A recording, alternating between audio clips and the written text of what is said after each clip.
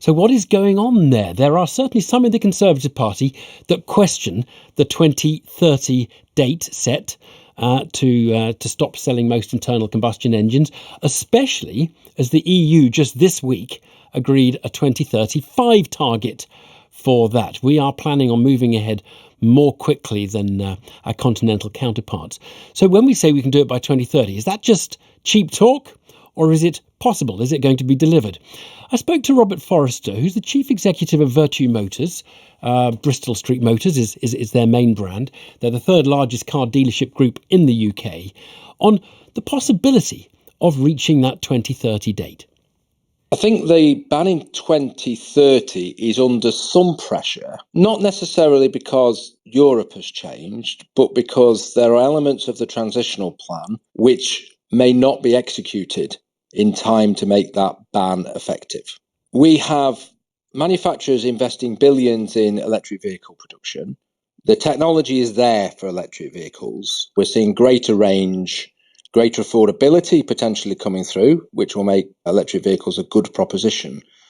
In the UK specifically, we have some major challenges around the investment transition in charging points. Right. I mean, there's a bit of time, but there are a lot of people saying we're nowhere near having enough charging points, and it's getting more and more difficult as electric cars sell to find a charging point. Yes, and I think we're not putting enough infrastructure in across the UK. There are no actual targets for the charging industry to hit. So I don't think the government actually has a plan. And the term charging points is a very wide-ranging term. What we need along major trunk roads and motorways are substantial investment in rapid and ultra-rapid charging to take the friction out of long-distance travel.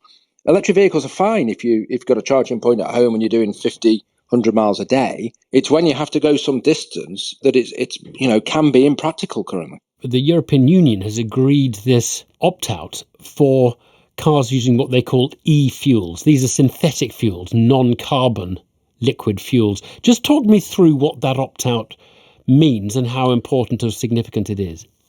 This opt-out is significant because prior to it, internal combustion engines were not able to be sold in new vehicles. This now leads to a gap whereby if the manufacturers working with other companies can produce carbon neutral synthetic fuels in volume and at a reasonable cost, and I think actually there's some doubt over that, if I'm honest, then you could still sell and produce internal combustion engines beyond the deadlines.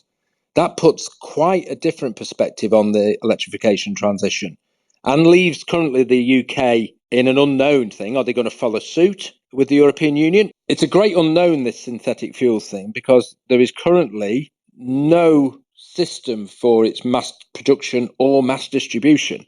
I'm interested that you think the industry, the car industry, put aside the charging side of it, the car industry itself can meet this target. Can they meet this target, 2030? Can they meet it with affordable cars? Because electric cars right now are significantly more expensive than internal combustion engine equivalent.